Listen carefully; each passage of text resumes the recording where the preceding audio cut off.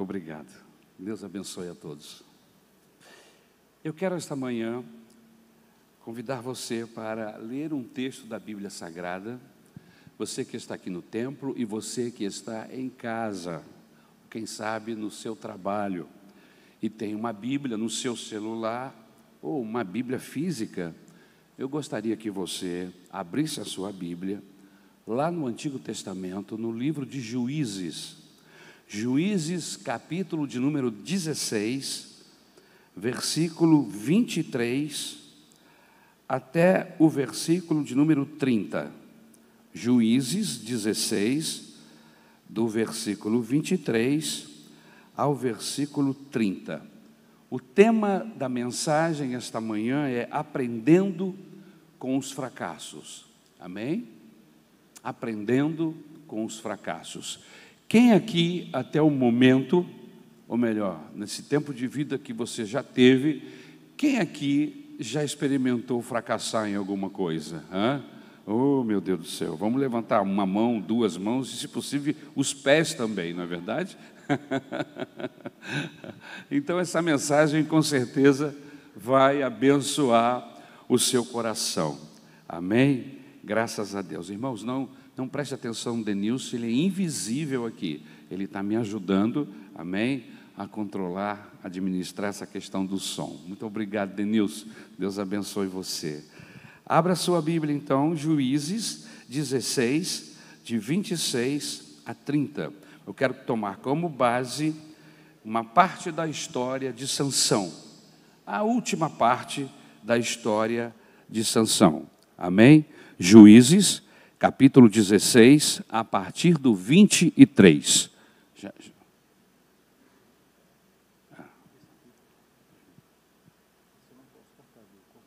Tá certo. Mas aqui tá bom. Oi, 1, 2. Tá bom. Obrigado, Denilson. Deus te abençoe. Os irmãos estão me ouvindo bem? Amém? Oh. Ótimo. Estão me ouvindo bem? Amém? Os líderes dos filisteus se reuniram para oferecer um grande sacrifício a seu Deus, Dagom, e para festejar. Comemorando sua vitória, diziam: o nosso Deus entregou o nosso inimigo Sansão em nossas mãos. Quando o povo o viu, louvou o seu Deus. O nosso Deus nos entregou o nosso inimigo, o devastador da nossa terra, aquele que multiplicava os nossos mortos. Com o coração cheio de alegria, gritavam: traga-nos Sansão para nos divertir. E mandaram trazer Sansão da prisão, e ele os divertia. Quando o puseram entre as colunas, Sansão disse ao jovem que o guiava pela mão: ponha-me onde eu possa apalpar as colunas que sustentam o templo, para que eu me apoie nelas. Homens e mulheres lotavam o templo. Todos os líderes dos filisteus estavam presentes, e no alto da galeria havia cerca de 3.000 homens e mulheres, vendo Sansão que os divertia. E Sansão orou ao Senhor: ó soberano Senhor, lembra-te de mim, ó Deus, eu te suplico, dá-me forças mais uma vez, e faze com que eu me vingue dos filisteus por causa dos meus 2 olhos. Então Sansão forçou as 2 colunas centrais sobre as quais o templo se firmava. Apoiando-se nelas, tendo a mão direita numa coluna e a esquerda na outra, disse: que eu morra com os filisteus. Em seguida, ele as empurrou com toda a força, e o templo desabou sobre os filisteus e sobre todo o povo que ali estava. Assim, na sua morte, Sansão matou mais homens do que em toda a sua vida. Obrigado, meu Senhor, pela tua palavra. Eu peço graça, Peço unção do Teu Espírito sobre a minha vida. Peço que o Teu Espírito Santo me faça, Senhor, ter um raciocínio fácil, fluido, Senhor, que possa fluir as palavras da minha boca, palavras que vêm do Teu coração, para abençoar, para consolar, para edificar, Senhor amado, a Tua igreja. É o que eu rogo em nome de Jesus. Amém. Abrindo um parêntese, muito obrigado, meu querido irmão. Se você diminuir, quem sabe, um pouquinho o grave, eu estou com muito grave, e a minha voz já é grave. Se você diminuir um pouquinho, quem sabe ajude. Amém? Tirou tudo. Eu continuo com a voz grave, né? É que eu sou macho mesmo, entendeu? Aleluia. Muito obrigado. Nada contra quem voz fina. Amém?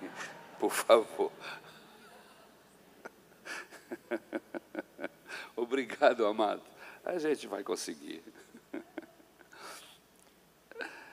Queridos, eu não sei se vocês já notaram, mas no nosso sistema não existe lugar para derrotados. É incrível. Somos implacáveis com os que perdem.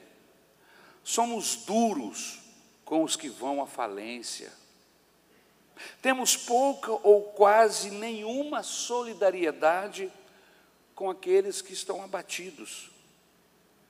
Ser vice-campeão nesse país, nessa sociedade que nós moramos, é para ser xingado. Ninguém quer ser vice-campeão. Só se comemora quem chega em primeiro. Quem chega em segundo, medalha de prata, medalha de bronze, não. Ser derrotado é sempre o sinônimo de fracasso. Por isso nós não temos paciência conosco.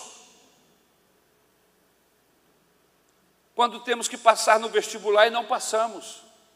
E às vezes somos demasiadamente severos com a gente mesmo. E às vezes os pais, os amigos são severos. Temos que nos classificar no concurso. Nós aprendemos na nossa sociedade que temos que ser o melhor. Eu tenho que ser o mais bonito, eu tenho que ser o mais inteligente, eu tenho que ser o mais espiritual, eu tenho que vencer na vida, tenho que derrotar meus inimigos, eu tenho que prosperar. Esta é a mensagem que temos ouvido nos púlpitos das igrejas, da sociedade, do mundo e da cultura que nós vivemos. Ninguém quer ser derrotado. Procuramos sempre esconder debaixo do tapete os nossos erros, os nossos fracassos, as nossas derrotas. Sentimos vergonha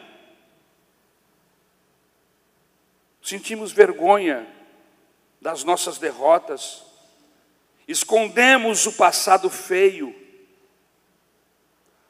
nos identificamos facilmente com os vitoriosos, não prestamos atenção no derrotado. E aqui para nós, irmãos, é fácil sentir a alegria de quem levanta a taça. Muitas vezes nem notamos quem perdeu, porque o nosso olhar está sempre voltado para quem está com a taça na mão. Gostamos de ouvir testemunhos em nossas igrejas de pessoas bem-sucedidas. Quando alguém vai contar alguma coisa que a gente entende que não foi um testemunho, a gente chama de testemunho. Porque a gente só quer ouvir testemunho alegre. Ninguém quer ouvir um testemunho triste. Só admitimos vitórias. Deixe-me lhe dizer uma coisa esta manhã, em nome de Jesus. Hoje eu vou pregar uma mensagem oposta. Eu quero esta manhã defender o indefensável. Eu quero ir contra a corrente, meus irmãos, e advogar uma causa perdida. Eu quero pregar esta manhã uma mensagem fora de moda. Eu quero insistir em uma tese esta manhã. Qual, pastor? Nem toda derrota é ruim. É possível aprender com as derrotas. Nem todo fracasso na vida é um fracasso final. Eu quero falar esta manhã aos que na vida estão sofrendo, já sofreram derrotas. Eu quero falar esta manhã às pessoas que não são os melhores, os que geralmente chegam em segundo lugar, os que geralmente chegam em terceiro lugar, e aqueles que nem são contados, que correram, que estão na luta, mas estão perdidos no meio da multidão, não são identificados. Eu quero falar à mulher que atravessou uma crise no seu casamento que acabou. Porque casamentos se acabam, infelizmente. Eu quero falar ao homem da minha idade, a sua tribulação é interessante. Este tempo de crise que você está passando, ele pode ser produtivo. Suas lutas e suas derrotas não são de todo ruim. É possível que olhemos com outros olhos. George Madison, pastor escocês, cego dos dois olhos, certa vez disse o seguinte: Senhor, tenho agradecido várias vezes pelas minhas rosas, mas nunca te agradeci pelos meus espinhos. Eu quero esta manhã, através desta mensagem, lhe ajudar a agradecer pelos seus espinhos. Como posso agradecer pelos meus espinhos, pastor? Como é que é isso? Agradecer pelas lutas, que muitas vezes nem sempre somos vitoriosos, pelos vexames, pelas vergonhas que às vezes passamos, diante das circunstâncias da vida, quando planejamos mal e fracassamos, quando nos damos conta que fizemos um julgamento e erramos. Eu quero falar para você, nem todas essas derrotas, esses processos que nós aqui em Campo Grande vivemos, a gente não pode jogar isso fora e dizer, não, vamos esquecer e vamos tocar a vida para frente. Não, esses processos que nos levou a nos entristecer, fomos roubados da paz, nos tiraram a tranquilidade, ficamos feridos, ficamos perdidos, desacorçoados. Esses processos, eles precisam ser trabalhados, precisam ser olhados com outros olhos, porque eles servem de bênção em nossas vidas. Nós aprendemos com eles. Vejam essas frases. Os reveses na vida são terrivelmente amargos, mas nunca estéreis. Veja essa outra frase. Cada crise pode representar a hora em que Deus dá início a novas dimensões em nossa vida. Você sabia que Deus trabalha com crises? Que Ele se aproveita de processos, de crises, de tropeços para nos erguer, para nos mostrar caminhos excelentes de vitória. Você sabia disso? Irmãos, Deus tem apenas um filho sem pecado, mas não teve nenhum sem sofrimento. Algumas derrotas devem ser bem-vindas. Mas como é que é isso, pastor? Isso é difícil. Veja o exemplo de Sansão. Sansão foi um homem de vitória, grandes triunfos, mas seus triunfos não o levaram a nada. Veja que interessante. Os triunfos de Sansão não o levou a nada. Tudo que ele fazia dava certo. Mas ele não chegou a lugar nenhum, Duda. Você conhece pessoa assim? Que tudo que coloca a mão dá certo? É um abençoado. Mas ele não chega a lugar nenhum. Enamorou-se de uma prostituta, revelou a ela os segredos do seu coração. E o fim de Sansão foi uma masmorra, foi uma cadeia, com seus 2 olhos vazados a fogo, amarrado a um moinho para fazer o trabalho de uma mula, de um animal. Vejam o grande Sansão, cabelos cortados, amarrado como um animal, cego dos 2 olhos, semblante caído, uma vida amarrada a uma pedra de moinho, rodando por anos e anos, sem sair do lugar. Por anos, suas vitórias o levaram a este estado horrível. Depois que ele aprendeu a dura lição, depois que ele remoeu a dor, depois que digeriu a derrota, depois que se descobriu como um homem derrotado, foi nesta descoberta que um homem derrotado que ele tornou-se um campeão. Foi na descoberta de que ele era um homem derrotado que ele tornou-se um campeão. Foi nesta descoberta de um homem derrotado que ele deu a volta por cima. Você fechou a Bíblia? Veja o versículo de número 30. Repare. Que eu morra com os filisteus. Em seguida ele empurrou as colunas que estavam próximas a si, com força. E o templo desabou sobre os líderes e sobre todo o povo que ali estava. Assim, na sua morte, diz o texto, Sansão matou mais homens do que em toda a sua vida. Queridos, é enfático que no breve tempo da sua vida foram mais aqueles que ele matou na sua morte do que em toda a sua vida. Aonde você quer chegar, pastor? Eu quero dizer a você que já foi derrotado, eu quero dizer a você que já beijou a lona, que as derrotas não são motivos para vergonha. Não fique abatido por causa das derrotas. Nós podemos dar uma reviravolta neste negócio.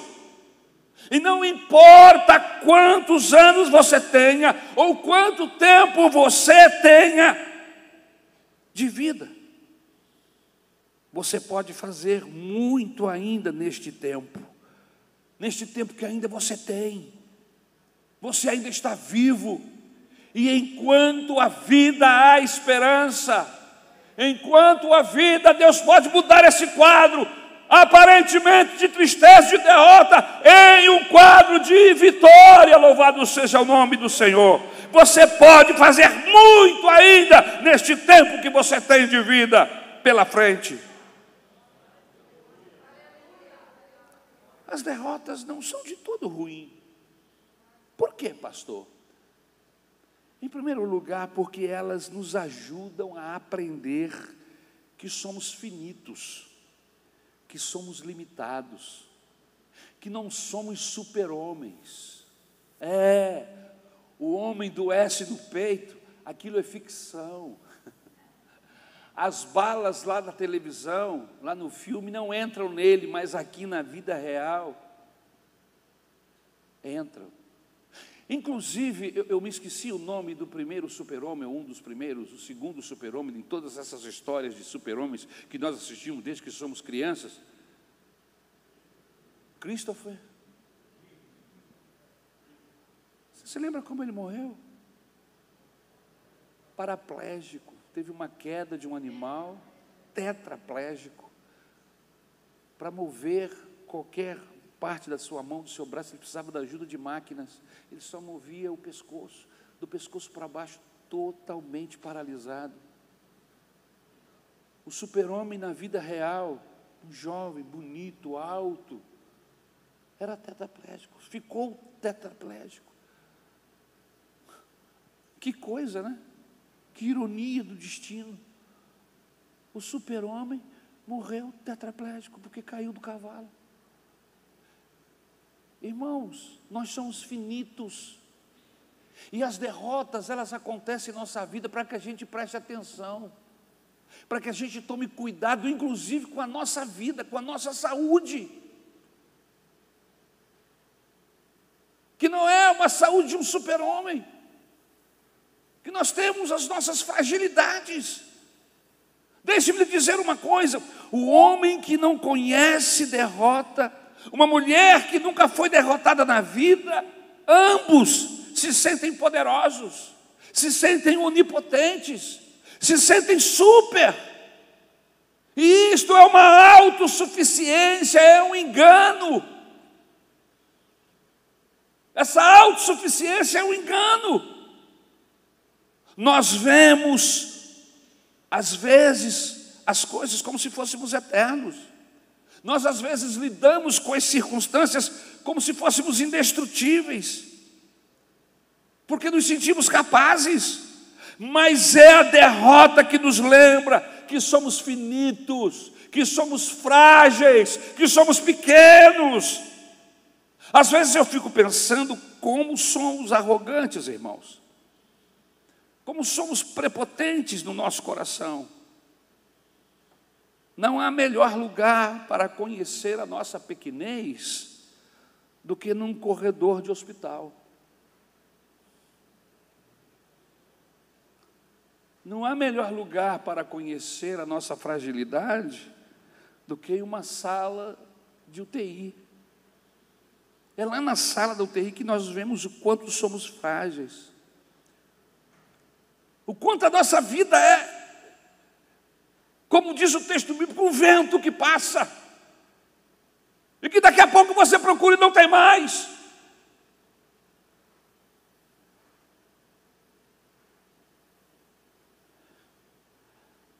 É numa clínica psiquiátrica que percebemos a fragilidade humana. Sabe, irmãos, você de vez em quando deveria conduzir os seus filhos a ver esse tipo de coisa e explicar para eles: olha, está vendo aquele senhor? Ele tem um problema psiquiátrico. Nós estamos sujeitos, precisamos cuidar da nossa mente, para nós não ficarmos assim, para gerar compaixão. Eu conheci uma pessoa que de vez em quando levava um médico, que de vez em quando levava o filho para o hospital, para ver o sofrimento. Você quer ir no hospital? Quer ver o sofrimento de pessoas? Vá para a porta do hospital, fique lá durante da emergência, durante os 20 minutos, você vai ver o desespero das pessoas, fragilidade da vida humana. Conversando com o nosso pastor Paulo César Brito, ele nos contou uma experiência que havia lá no Hospital da Marinha um almirante arrogante, que tratava todos os soldados com desdenho, tratava as pessoas com descaso. Ele era um almirante, ele era soberbo, de nariz empinado. Repare bem, de nariz empinado, não de nariz grande, não confunda. Nariz grande é uma coisa, nariz empinado é outra. No meu caso é grande. E esse homem de nariz empinado contraiu um câncer de intestino. E por causa deste câncer de intestino, ele foi colostomizado. Você sabe o que é isso? Colostomia. É fazer uma incisão aqui na altura do intestino grosso e colocar uma sonda. E agarrada a esta sonda, uma bolsa que fica externa. É como se de repente você trouxesse o seu intestino para fora. O seu intestino não funciona mais, então eles fazem a colostomia. Ligam esta sonda a uma dos canais das fezes que vai para o seu intestino, e agora, em vez de ir para o intestino, começa a vir para essa bolsa, que é externa. E por mais hermética que esta bolsa seja, todos os odores saem. E as pessoas que estão colostomizadas, elas sentem o cheiro, e quem está perto sente. E esse almirante andava pelo corredor do hospital, humilhado. Cadê a soberba? Cadê o nariz empinado? Devagarzinho, humilhado, com sua bolsa de colostomia. Irmãos, nós somos frágeis. Agora aquele almirante anda manso, sorri para as pessoas. Por que às vezes essas coisas precisam acontecer em nossa vida para que nós nos tornemos mais humanos, mais sensíveis? Por que a gente precisa passar por esses caminhos? Preste atenção, meu irmão, minha irmã. Você não tem que viver essas circunstâncias para se tornar um homem frágil e acolhedor, uma mulher frágil. Você não é essa super-homem, essa super-mulher, este super-homem que você pensa, não. Você é um ser humano cheio de fragilidades.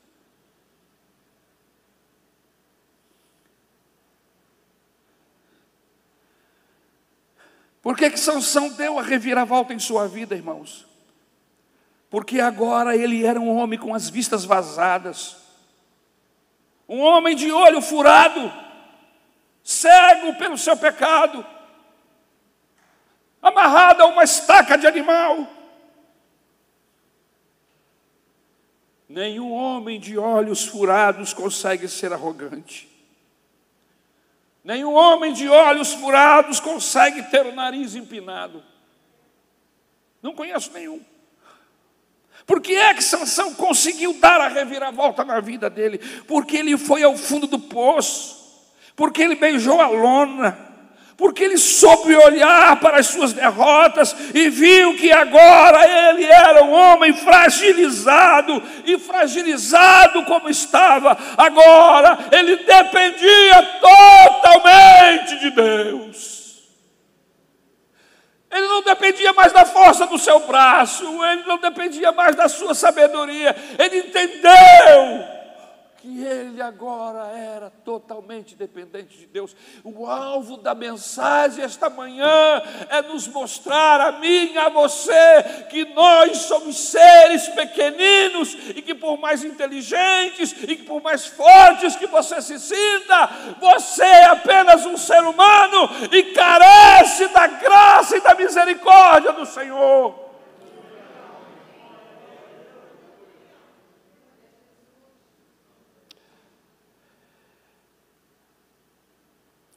As derrotas, em segundo lugar, não são de todo ruim, porque elas ensinam as pessoas a se superarem.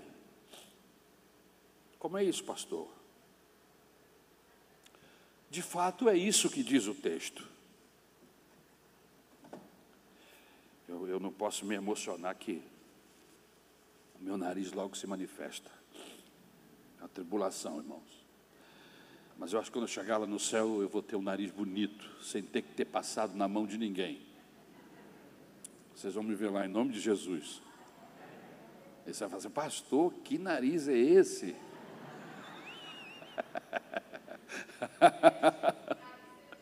Nariz celestial, é.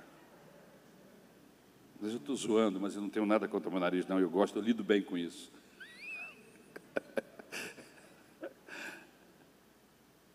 Também se não me desse, que remédio teria? De fato é isso que diz o texto da Bíblia, que Sansão se superou naquele último gesto, mais do que em toda a sua vida. O sofrimento de Sansão fez com que ele se tornasse mais audacioso do que jamais fora. Olha que interessante. Por quê? Porque era a audácia de um homem derrotado. Um dia desses eu ouvi uma frase que me chamou a atenção.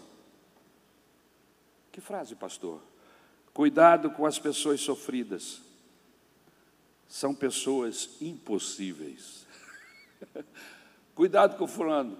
Por quê? Porque ele é sofrido. Já passou por muitas e boas. Cuidado com Sansão, porque agora ele é um homem sofrido. Se ele era perigoso antes, imagine agora, depois que sofreu.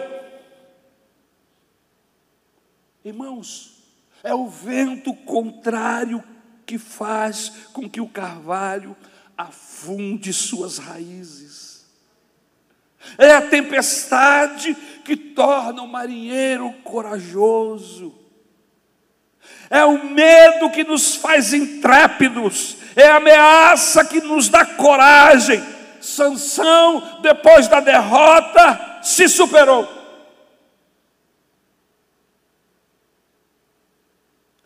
Há um músico que todo mundo se curva diante dele, o nome dele é Beethoven. Diz a história que havia uma real possibilidade de que ele se tornasse surdo, como de fato se tornou surdo. E para compensar essa surdez, um músico surdo, você imagine, ele estudou e se superou e tornou-se um dos maiores músicos eruditos do mundo. Mas quando ele alcançou a sua totalidade da sua surdez, ele administrava, ele sentia, ele não ouvia, mas ele sentia tonalidade na alma. José foi traído pelos seus irmãos, colocado em uma prisão, e porque ele experimentou a derrota e está debaixo da servidão dos egípcios, ele se supera e é transformado no vice-rei do Egito. Como é que foi isso? A mão de Deus estava sobre ele, mas era um homem sofrido. Querido, querida, você tem uma escolha esta manhã. No seu sofrimento, você pode se tornar uma pessoa amarga, você pode se tornar uma pessoa ranzinza, ou você pode aproveitar o seu sofrimento e dar a volta por cima e superar-se naquilo que você está atravessando, fazer do seu sofrimento uma pérola.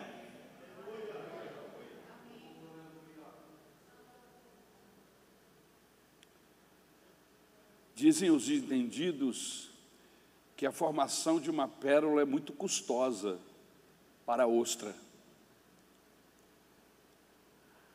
A pérola, ela é constituída, ela é feita de pequenos grãos de areia. Você já teve a oportunidade de abrir uma ostra? É uma pele muito sensível que a ostra tem, muito suave. Qualquer coisa magoa. Segundo os entendidos, grãos de areia entram para dentro da ostra, no seu abrir e fechar, no seu movimento. E aqueles grãos de areia magoam, ferem. E na tentativa da ostra de se livrar daquilo que a perturba, daquilo que incomoda, que são grãos de areia. Já entrou grão de areia num corte no seu dedo, no seu pé? Senti agora, aflição, porque eu já vivi esse drama. Você imagine a ostra, e ela começa a se exercitar dentro da sua caixa, da sua casa, na tentativa de expulsar o grão de areia, só que ela não consegue fazê-lo, e esse exercício vai quebrando as minúsculas pontas do grão de areia, e esse grão que antes a feria, que antes a magoava, agora a massageia, porque ficou arredondado. E ela começa a se exercitar, e quanto mais ela se exercita, mais arredondado vai ficando esse incômodo. E o que antes feria e magoava, agora lhe massageia. O que é isso? A ostra transformou grãos de areia em pérolas. Nós precisamos aprender com a ostra. Aquilo que nos importuna, aquilo que nos fere, aquilo que nos magoa, com o exercício da oração, com o exercício da dependência de Deus, com o exercício da busca ao Senhor, aquilo que magoou e feria, agora massageia o seu corpo. O mesmo martelo que despedaça o vidro é o martelo que forja o aço. O mesmo fogo que consome a palha é o fogo que purifica o ouro. O mesmo sol que amolece a manteiga é o sol que endurece o barro. O vento que amedronta o pardal é o mesmo vento que leva a águia a alçar voos maravilhosos e altos. É o mesmo vento. Deixe-me lhe dizer uma coisa: a derrota na sua vida não veio para lhe derrubar, ela veio para que você possa se sobrepor a ela, sobrepujar a dor. Sobrepujar a dor, aleluia, e lá na frente alcançar a vitória. Temos que sobrepujar a dor, não nos deixar abater por ela. Veja só o que Sansão pensou: sou um homem de olhos furados, eu tenho duas coisas a fazer: ou eu fico chorando o resto da minha vida, ou faço alguma coisa agora. Ou eu fico aqui, servindo de escárnio para os filisteus, andando no mesmo lugar, empurrando esse moinho, feito um jumento, ou eu faço alguma coisa agora para virar a história. E das duas opções que ele tinha, de ficar como estava, ou fazer alguma coisa para mudar, ele optou pela segunda. Eu vou fazer alguma coisa para mudar. E ele orou ao Senhor: Senhor, dá-me mais uma vez força, mais uma vez, Senhor, e eu vou glorificar o teu nome e derrotarei os nossos inimigos. E o texto bíblico diz que ele pediu a ajuda de um menino e que o colocou entre duas colunas, que eram as colunas de sustentação de todo aquele templo.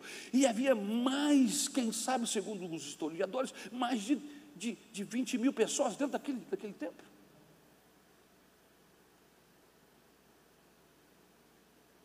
E quando ele forçou, Deus lhe ouviu a oração e ele derrubou as muralhas daquele templo. E o templo veio abaixo. Sim, Sansão morreu. Mas o texto diz que na sua morte ele conseguiu matar mais dos seus inimigos do que em todo o tempo que viveu.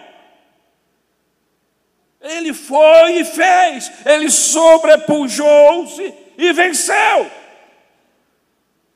Será que não é isso que nós temos que fazer? Qual a lição que nós tiramos daqui, pastor? Que não devemos ficar chorando, nos lamentando, lambendo as nossas feridas, mas devemos fazer como fez o filho pródigo, que no estado em que ele estava, ele olhou e disse: eu não posso continuar assim, levantar-me-ei e irei ter com meu pai, vou confessar a ele o meu pecado. Pai, pequei contra ti e contra os céus, aceita-me como um dos teus funcionários. E levantou. Ele só não orou, não, ele levantou e foi na direção do pai. E o texto bíblico diz que quando ele chegou lá, que o pai o avistou, largou-se de onde estava correndo e foi com os braços abertos para abraçá-lo e beijá-lo, e fez uma festa, e alegrou-se com seus vizinhos e com toda a família, porque aquele que estava perdido foi encontrado, que estava morto ressurgiu, aleluia. Decisão.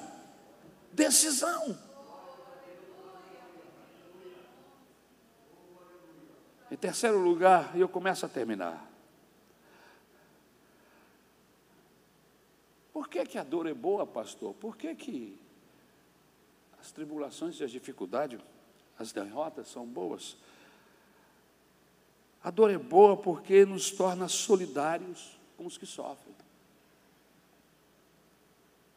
Nós estamos vivendo uma época, um tempo onde a comunicação, meus irmãos, é fantástica. Nunca tivemos, em nenhum tempo da história humana, facilidade para nos comunicarmos como nos nossos dias.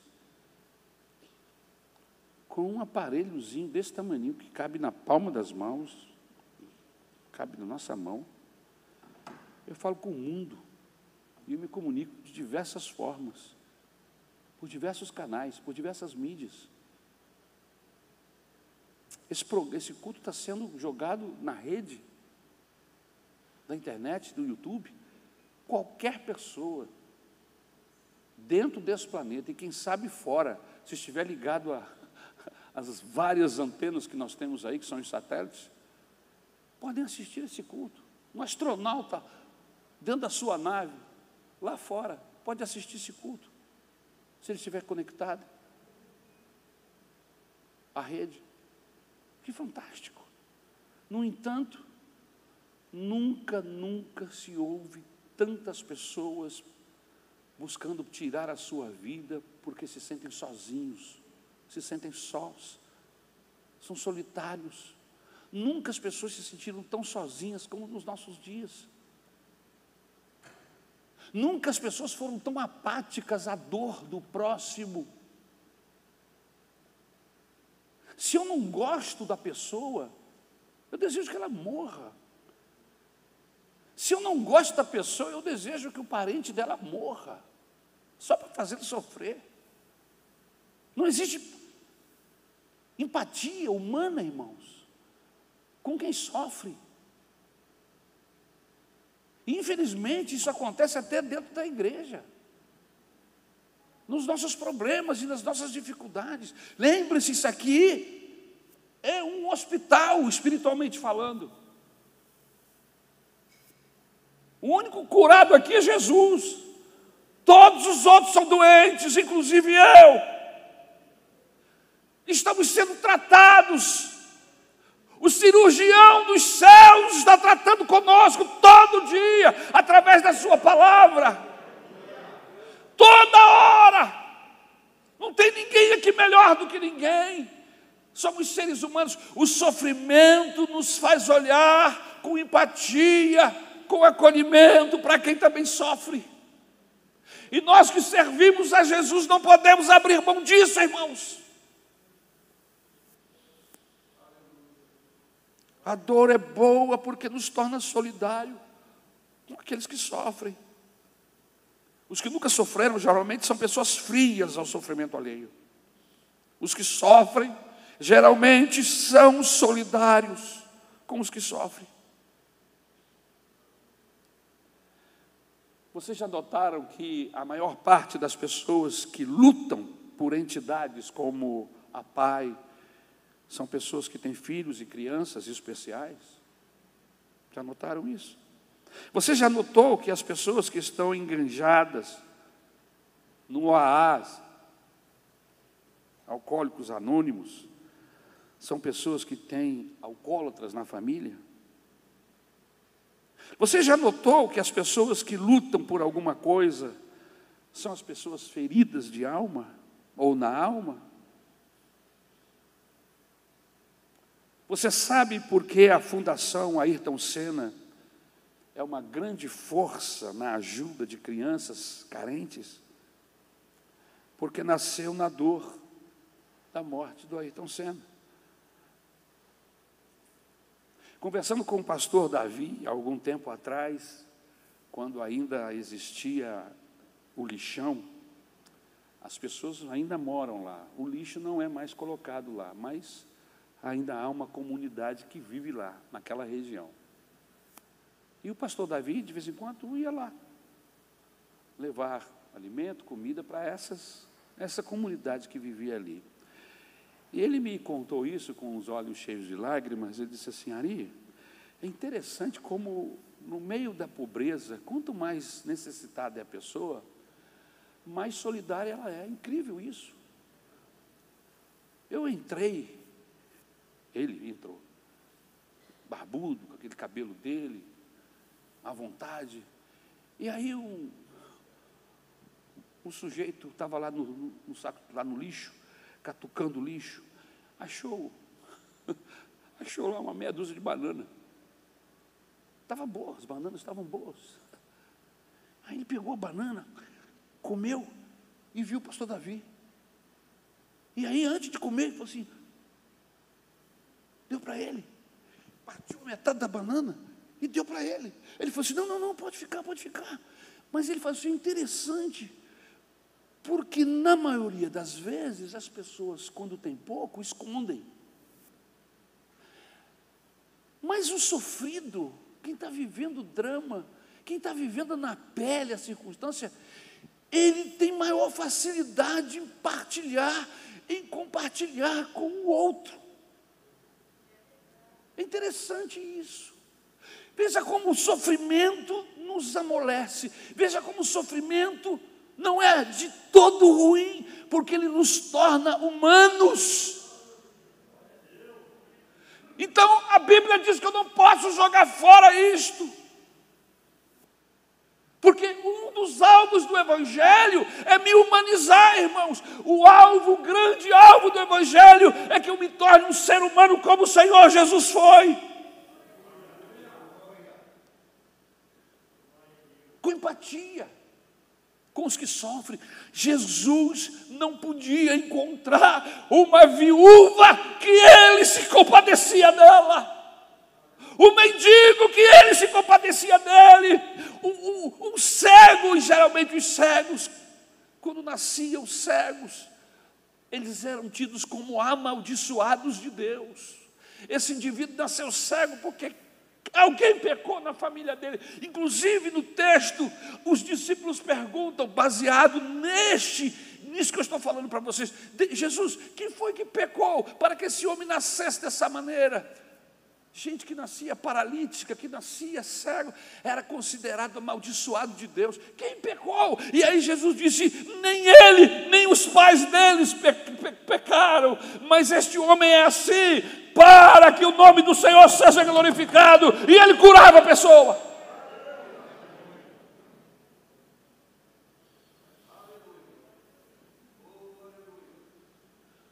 Sabe que as estatísticas afirmam que as igrejas mais missionárias são aquelas igrejas que nasceram na pobreza? Interessante. Porque quando a gente sofre com os que sofrem, nos tornamos pessoas dóceis. Qual é o texto mais significativo do Antigo Testamento? Vamos lá. Qual é o texto mais significativo do Antigo Testamento? Isaías 53. Uma profecia que foi dada há 750 anos antes de Jesus nascer. O que o profeta diz a respeito de Jesus? Veja o texto. Ele cresceu diante dele como um broto tenro, e como uma raiz saída de uma terra seca. Ele não tinha qualquer beleza ou majestade que nos atraísse. Nada havia em sua aparência para que o desejássemos. Foi desprezado e rejeitado pelos homens. Um homem de dores e experimentado no sofrimento. Como alguém de quem os homens escondem o rosto. Foi desprezado e nós não o tínhamos em estima. Certamente Ele tomou sobre si as nossas enfermidades, e sobre si levou as nossas doenças. Contudo, nós o consideramos castigado por Deus atingido e afligido. Mas Ele foi transpassado por causa das nossas transgressões, foi esmagado por causa de nossas iniquidades. O castigo que nos traz a paz estava sobre Ele, e pelas suas feridas fomos curados.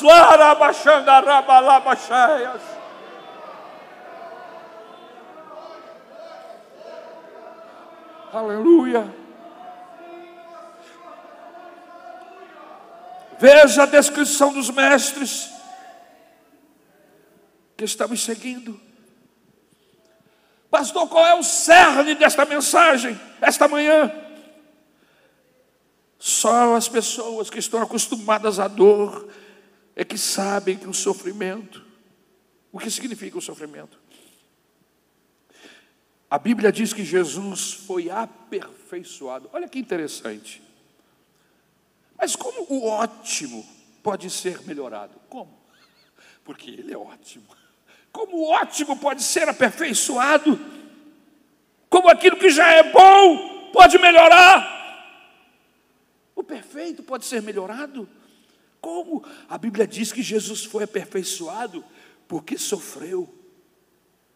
A única dimensão que Jesus aprendeu aqui na terra foi a dimensão da dor, a experiência da dor aperfeiçoou Jesus. É o que diz Hebreus capítulo 2, versículo 9 a 10.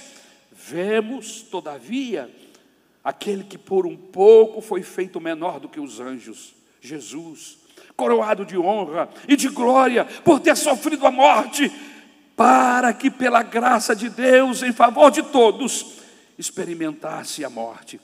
Ao levar muitos filhos à glória, convinha que Deus, por causa de quem e por meio de quem tudo existe, tornasse perfeito, mediante o sofrimento, o autor da salvação deles. Aleluia.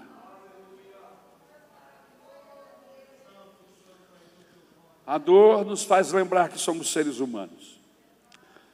A dor nos ensina a chorar com os que choram. A dor nos ensina a carregar as cargas uns dos outros.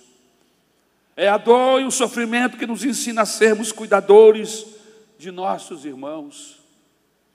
Foi por essa razão que Jesus foi movido de íntima compaixão quando o filho da viúva de Naim ia sendo sepultado. A Bíblia diz que Jesus moveu-se de dor quando viu que uma mulher ia ser apedrejada diante da multidão por causa do seu pecado. Ele impediu que isso acontecesse e disse àquela mulher: mulher, aonde estão os teus acusadores? E ela disse: se foram, Senhor, se foram todos. E ele disse: mulher, eu também não te condeno. Vai embora para a tua casa, vai e não peques mais. Misericórdia. A gente aprende misericórdia com sofrimento. A gente aprende a respeitar as pessoas com sofrimento. Existe uma prática dentro da psicologia. Eu estava conversando com a minha esposa outro dia sobre esse assunto, e ela estava me falando: sabe, Ari, a gente precisava promover momentos na igreja onde nós ouvíssemos a história dos outros. Ouvir a história da pessoa. Você conhece a história dessa pessoa que está do seu lado? Não. Eu encontro ele aqui na igreja. Ele parece ser uma pessoa legal, é uma pessoa boa, uma moça legal, um rapaz bacana.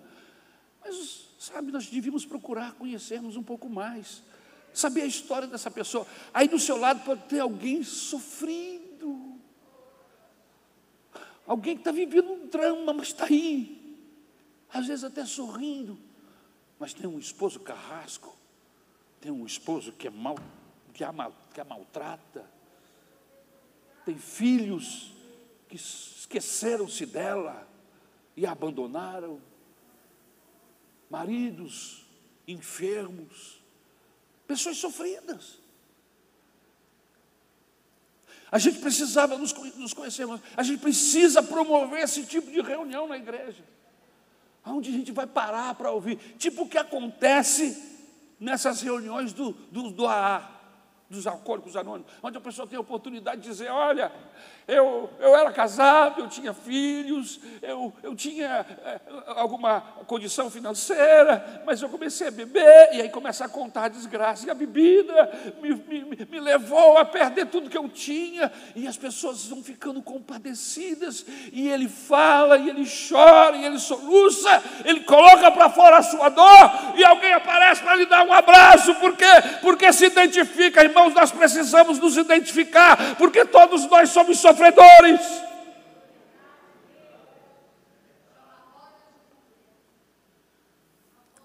Obrigado. Pastor Isabel está me informando aqui que se chama roda de conversa, e que ela vai promover isso aqui no nome de Jesus.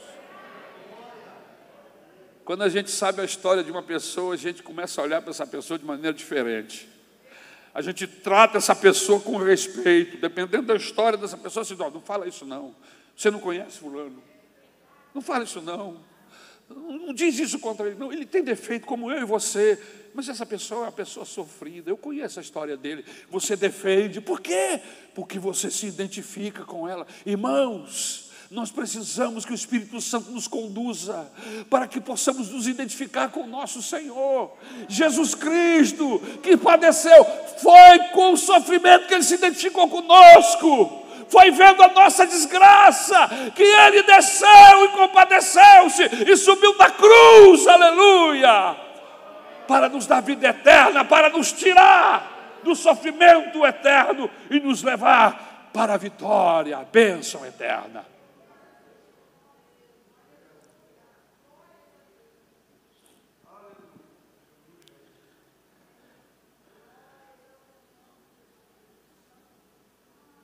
É por isso que Jesus sabe ouvir o clamor de um mendigo, como Bartimeu. Quando todo mundo estava mandando ele calar a boca, seu cego, cala a boca, não importune, você não está vendo que está perturbando. E quanto mais mandavam ele calar a boca, mais ele gritava: filho de Davi, filho de Davi. E essa expressão mexia com Jesus. Jesus gostava de ser chamado de filho de Davi, que mostrava a humanidade dele. Filho de Davi, filho do rei Davi, descendente. E ele não pôde resistir, e ele parou, e ele volta, ele se identifica com a dor daquele homem, e o cura, ele restaura a visão. É isso que o Senhor quer fazer conosco. Por isso que se entrou aqui pessoas soberbas, se entrou aqui pessoas que não precisam de nada, que estão satisfeitas, talvez Deus olhe para você esta manhã, talvez. Mas se você entrou aqui sofrido, se você entrou aqui amassado, moído, com o seu coração pequenininho, precisando de um olhar, de uma compaixão do Senhor, eu quero lhe dizer que Deus está olhando para você e que esta manhã Ele vai tocar em você e vai fortalecer a sua vida. E mesmo que você não consiga sair desse problema hoje, Ele vai envolver você com os braços dEle e você vai passar por esse vale.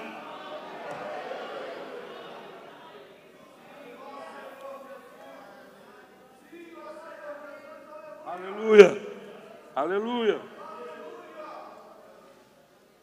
Ele sabe ouvir o clamor do mendigo. Queridos, a derrota não é de todo ruim, porque Ele nos ensina a sermos solidários com a derrota e com o sofrimento alheio.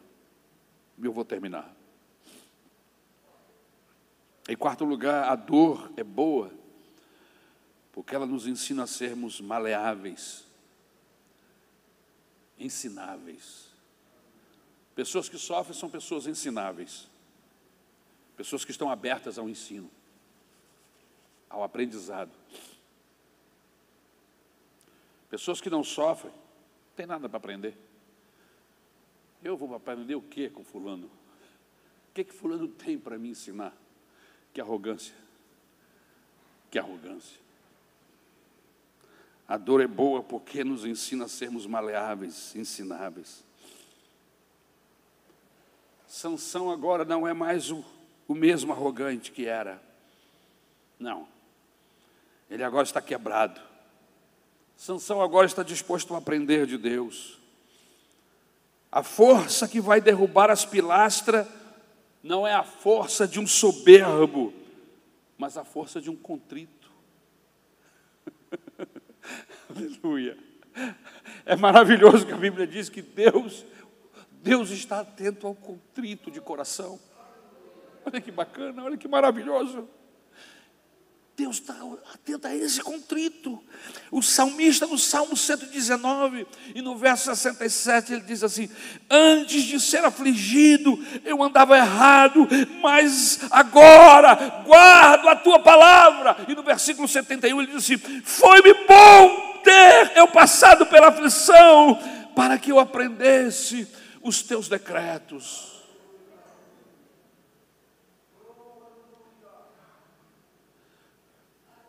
Foi bom para Sansão ter os olhos furados. Como, pastor? Foi bom.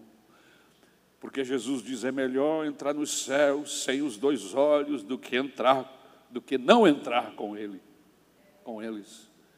E aqui, nesse ponto de vista, aqui nesse processo, foi bom, eu repito o que o salmista diz no versículo 71, foi-me bom ter passado pela aflição. Por quê? Porque eu aprendi, foi na aflição que eu aprendi os decretos de Deus. Mas isso que eu estou falando aqui não é apenas no campo espiritual não, irmãos. Vocês sabiam que o Bill Gates, da Microsoft, hoje, ele só contrata para trabalhar com ele executivos de empresas falidas? Parece um contrassenso, né? Ele escolhe a dedo. O cara que faliu. Por quê? Perguntaram isso para ele. E ele respondeu: porque esses homens são ensináveis. Esses homens estão dispostos a aprender. Deixa-me contar uma história e eu termino. Um certo fazendeiro mostrava o trigal para o filho. Ele dizia: olhe, as vagens de trigo, as vazias estão sempre eretas. As carregadas de fruto tendem para baixo. Quanto mais ereto, menos disposição temos para aprender. Quanto mais quebrado, mais disposição temos para aprender. Por isso que Salomão disse: melhor é a casa em que há luto do que a casa em que há um banquete, porque naquela casa se vê o fim de todos os homens. É na hora da dor, da derrota, que a gente começa a avaliar nossa vida. Deus, o que eu estou fazendo da minha vida? São nessas horas, no sofrimento. As derrotas não são de tudo ruim, por quê? Porque quem já perdeu tudo não tem mais nada a perder. Foi exatamente isso que Sansão pensou. Cego já estou, preso, cativo, não tenho mais nada a perder. Eu vou em frente. As grandes vitórias são de homens e mulheres que aprenderam a perder. Por isso deram a volta por cima. As estatísticas afirmam que as grandes vitórias foram e são conquistadas por homens e mulheres de meia idade. Por que de meia idade, pastor? Porque o jovem tem medo de arriscar. O homem de meia idade diz: já está tudo perdido mesmo. Vou tentar dar a volta por cima. Foi isso que aconteceu com Moisés. Moisés, diz o texto bíblico, que ele tinha 80 anos, quando Deus o chamou para libertar Israel. 40 anos no Egito, comendo, bebendo e recebendo do melhor. Não chegou a lugar nenhum. 40 anos cuidando de ovelhas, que nem suas eram. Estava lá esquecido no deserto. E Deus olhou: agora ele está pronto. Agora eu posso contar com Moisés. Por quê? Porque ele já aprendeu. Ele já entendeu. E aí a Bíblia Sagrada diz que ele se levanta e se torna o grande libertador de Israel na terceira fase de sua vida. Caleb, com 85 anos, ainda quer conquistar uma montanha. O que é isso? É a intrepidez de um homem derrotado. A intrepidez de um homem derrotado não é a intrepidez de um jovem, mas é a intrepidez de um homem consciente, que sabe das suas forças, que são nenhuma, e deposita a sua fé na pessoa de Deus. Olha para você mesmo. Agora olha para o teu Deus. Lembra-te das inúmeras ações de Deus para você ao longo da sua vida. Lembre-se de todas as histórias que a Bíblia conta, de personagens que tiveram um relacionamento com esse Deus. Ele nunca confundiu os seus, nunca se confundiu. Como diz o louvor que nós cantamos aqui: O Senhor sabe aqueles que são seus. Aleluia. Ele conhece você, aleluia. E se você, esta manhã, colocar a sua fé, a sua vida nas mãos deste Deus, aleluia, Ele vai levantar você, você vai ser sustentado, vai dar a volta por cima, e o nome do Senhor vai ser glorificado. Aleluia. Nunca, deixa eu me dar um conselho prático e eu vou fechar o sermão. Como é que eu venço na minha derrota? Nunca perca de vista o quadro grande, o desígnio maior. Não se prenda no varejo, no atacado. Veja a derrota como um degrau para cima e nunca como um degrau para baixo. Tudo isso que está acontecendo faz parte de um quadro maior. Agora, talvez você não esteja entendendo nada, porque é apenas um borrão. Lembre-se, Deus não terminou o quadro. E quando Ele terminar o quadro, você vai entender tudo. É apenas um borrão. E você diz, mas o que é isso? É um borrão apenas. Mas Ele ainda está pintando o quadro. E quando Ele terminar o quadro da sua vida, você vai ver, e vai cantar, e vai adorar, e vai glorificar. Aleluia.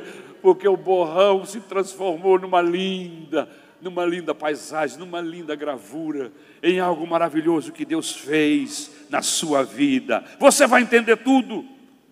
José está preso e poderia dizer, não estou entendendo nada, mas um dia tudo isso vai fazer sentido, José. E ele foi ser governador do Egito. Ruth, você está viúva, pobre, desamparada, por quê? Não sei explicar. Mas daqui a algum tempinho vai fazer sentido, Ruth. Deus está trabalhando com esses processos, com essas quebras, com esses tropeços, com essas perdas. Deus está trabalhando em tudo isso, com tudo isso, aleluia, para o teu bem, aleluia. Ele está transformando circunstâncias em processos de bênção, aleluia, para a sua vida. Davi, você é um errante, preso em uma caverna, por quê? Não sei. Mas um dia isso fará sentido. E fez. 40 anos se passaram e fez todo o sentido da vida. Davi se transformou em um dos maiores reis, no maior rei que Israel já teve, aleluia. A sua estrela hoje é a estrela da bandeira de Israel, aleluia. O último capítulo ainda não foi escrito. Aleluia. A última página da sua vida ainda está para ser escrita. Aleluia. Jó, seu sofrimento não tem sentido, mas por causa do seu sofrimento, muitos são consolados hoje. Estevão está sendo morto, apedrejado, por quê? Não faz sentido nenhum. Mas do outro lado da rua, tem um jovem que está sendo impactado com o que ele está vendo. Seu nome é Saulo de Tarso. Aquela cena da morte de Estevão, aleluia, entra no coração de Saulo e vai ter desdobramentos tremendos, poderosos na vida dele e na vida de milhares de pessoas até hoje. E tudo começa com a morte de Estevão. Aleluia. Paulo, você está sendo chicoteado dentro da prisão.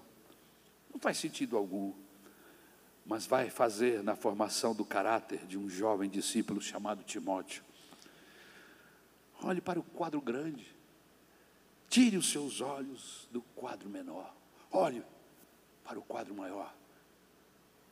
Vamos ficar de pé em nome de Jesus.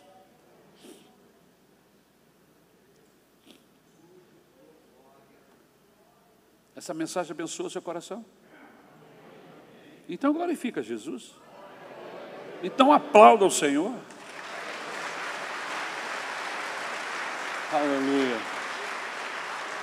Eu não estou querendo que você me aplauda, mas eu tenho uma coisa comigo, irmãos. Se Deus falou comigo, eu vou dizer isso. Se Deus me abençoou, eu vou levantar minhas mãos e vou adorar Jesus. Agora eu não sei por que a igreja fica calada. Nós somos pentecostais. Você precisa dar glória ao Senhor Jesus quando Deus abençoar você.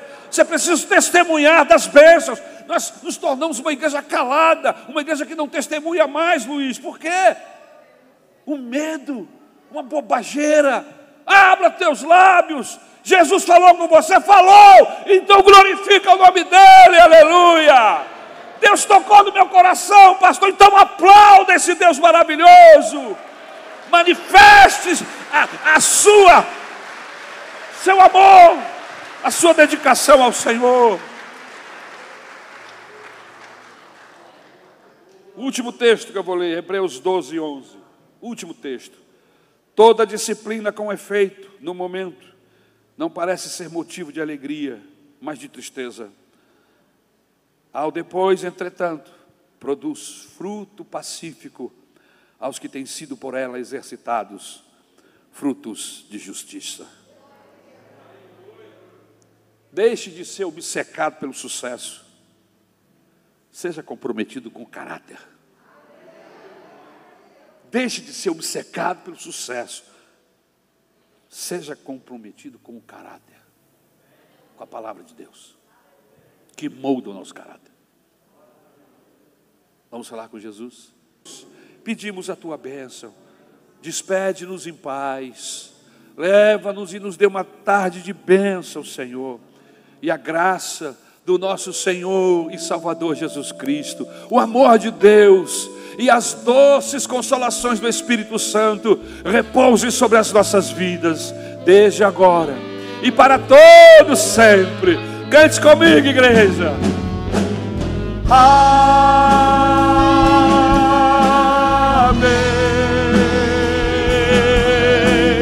Amém.